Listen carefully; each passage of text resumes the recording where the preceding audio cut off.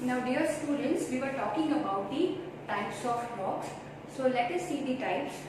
So first type is igneous rocks, second we have is sedimentary rocks, third we have is metamorphic rocks. Let's repeat all together. Igneous rocks, sedimentary rocks, and third one is metamorphic rocks. Now again, the interesting thing is that the igneous rocks have other two types, which is intrusive rocks and extrusive rocks. But first of all, we need to understand how it is formed. So let us understand some facts about igneous rocks. When the molten magma cools, it becomes solid. Now we all know the volcanoes and the magma coming from the volcanoes. So what happens? It comes out. The moment it comes out, it cools down. It becomes hard and solid, and that's how this kind of rocks formed, igneous rocks.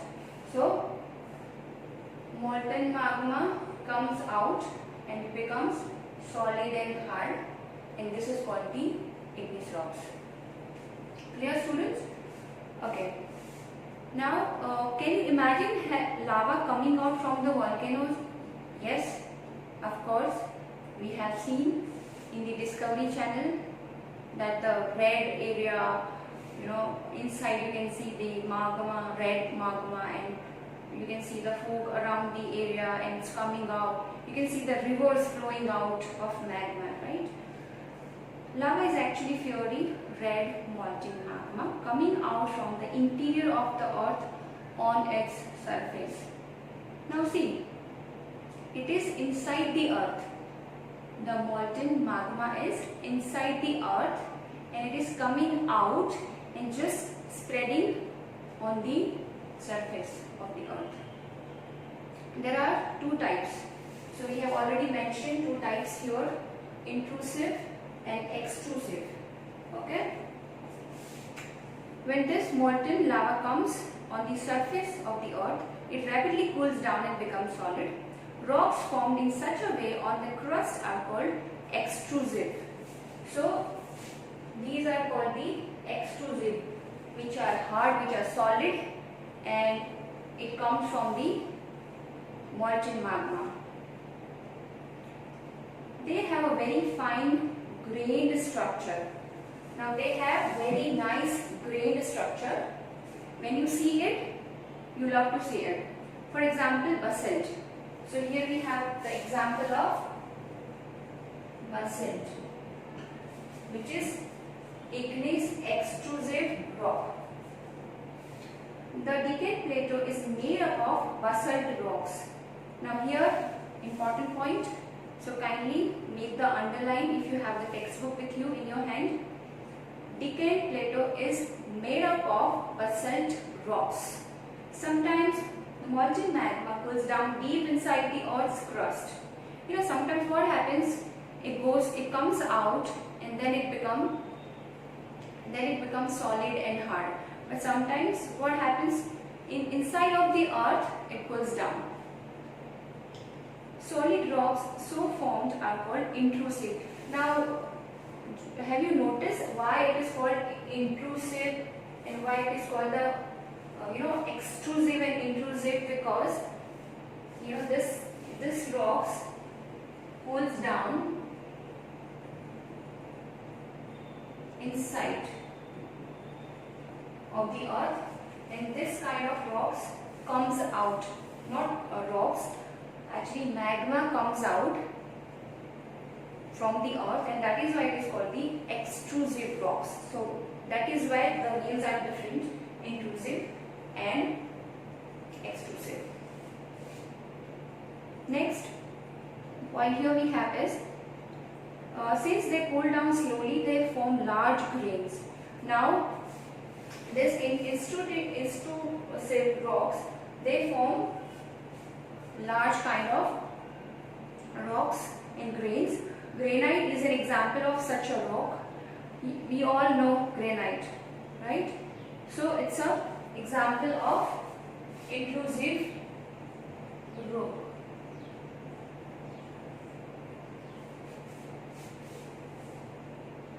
Grinding stones used to prepare paste, powder of spices, and grains are made of granite. Rocks roll down, crack and heat each other and are broken down into small fragments. Now the stones are different in size, different in shape, but the quality of the rock is that they can easily roll down, they can crack and they can heat each other and are broken down into small fragments.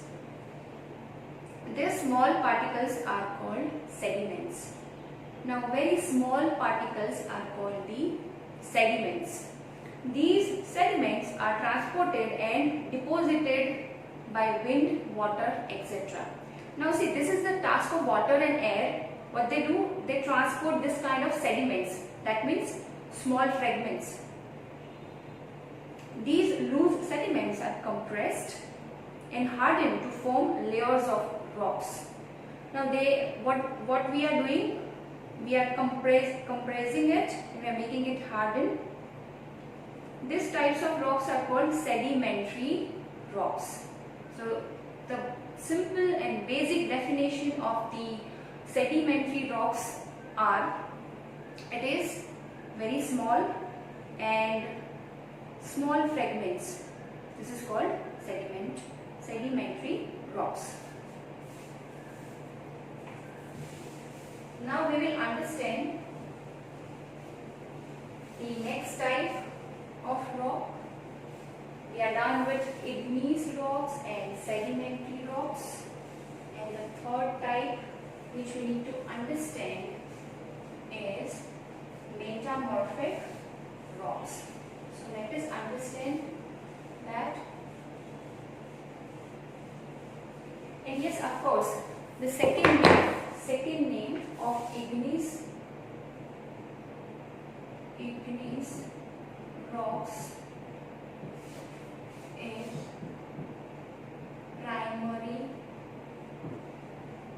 rocks. They are also called the primary rocks, and now we will talk about metamorphic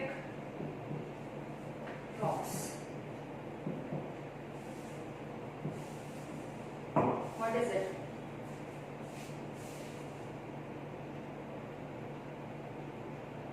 For example, sandstone is made from grains of sand. These rocks may also contain fossils of plants, animals and other microorganisms that once lived on them. Igneous and sedimentary rocks can change into metamorphic rocks. Now see, igneous rocks and sedimentary rocks sometimes converted into metamorphic rocks. Under great heat and pressure, if we give the pressure and heat to them, then they convert into metamorphic rocks. For example, clay changes into slate and limestone into marble. So here we have an example of clay. So when we heat this clay, we can change it into slate. So this is basically metamorphic rocks. Second example here we have is of limestone into marble. Here students, rocks are very useful to us. We all know that it's very much important because in a routine life, somewhere we need it. The hard rocks are used for making roads. Of course, we see the roads, nice roads on which we are driving our vehicles. So these roads are made up of various kinds of. So these roads are basically made up of various kinds of rocks. Then the houses and the buildings, the houses we live in, we use various types of rocks. Although it is processed one, because bricks and all in the factory, they do many kind of things, and they goes under many processes. You use stones in many games. Like if you have remembered, or if you can ask your grandparents or parents, they used to play the games by using the stones. So the names of games are like 7 stones, or the hopscotch, or the 5 stones Gitti game. So find out some more such games by asking your grandparents. So of course, when I was small, even I used to play such kind of games with my friends in my childhood. So these are the points which tell us that how much rocks are important in our life, because the houses, the buildings, the roads, in all these things we use these types of various rocks. If you go to the temple, you can see the granite over there, the white one, clear? So in one or the other way we use various types of rocks. So actually this is the part of our life. Rocks are the part of our life. So it's very important to know about it. And I think these 3 types of rocks are clear to you now.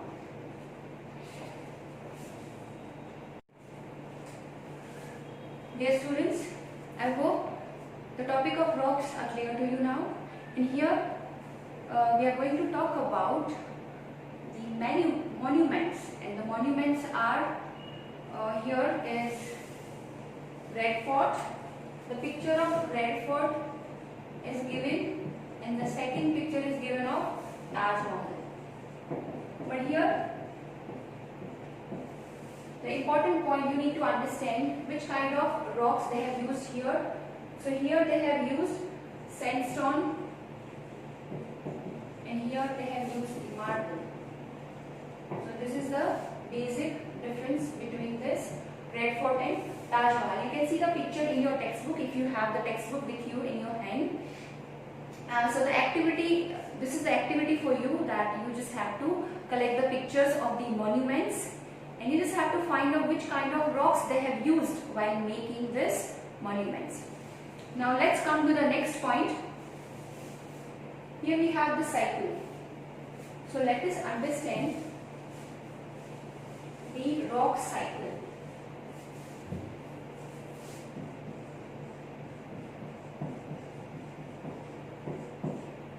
So here you can see, students, magma is there. Then it goes like this: igneous rock. Then you have the particles, small particles. This is called the sediments, right? Sediments. And then again it goes like solid one, and this is sedimentary rocks, and then it goes like a triangle kind of a rock, which is called the metamorphic.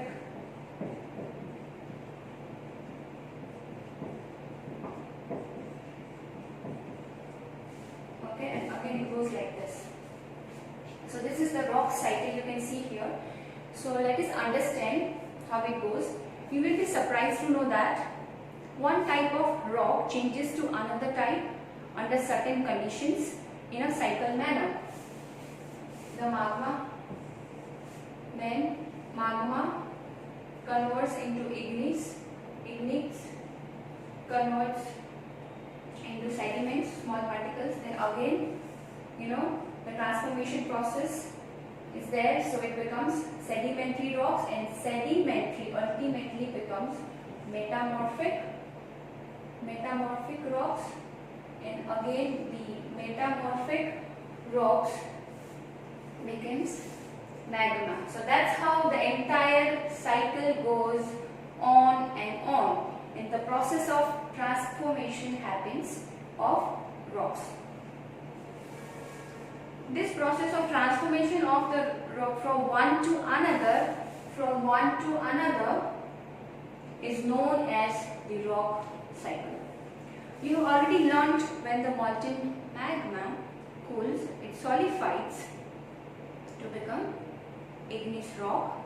These igneous rocks are broken down. These igneous rocks are broken down into small particles, which are sediments, and small particles that are transported and deposited to form sedimentary rocks. Okay, and then heat and pressure they receive, they change into metamorphic. Rocks, which are still under great heat and pressure, melt down to form molten magma. Ultimate result is molten magma. So it starts from molten magma and it ends at the molten magma. So I hope students this cycle is clear to you, and it's very important diagram which you have to prepare as well for the exam preparation. So now we'll move to the next page. Rocks are made up of different minerals. Now these were all about the rocks, but rocks are made up of minerals actually, and we have many natural minerals that we need to understand, and these are the minerals which are very important for us, because in the routine life we are using it, So such minerals are called natural gas, petroleum, iron, gold, aluminium, uranium, etc. in medicine, in fertilizers, etc. So these are actually the minerals we use in medicine and in fertilizers as well. So students, I hope you understood this chapter properly. So let's revise the points. First of all, we discussed about interior of the earth. Clear? Then we talked about rocks and minerals. So those were the main key points of our chapter. I hope I helped you in understanding of this chapter. Till that time, take care. Bye bye.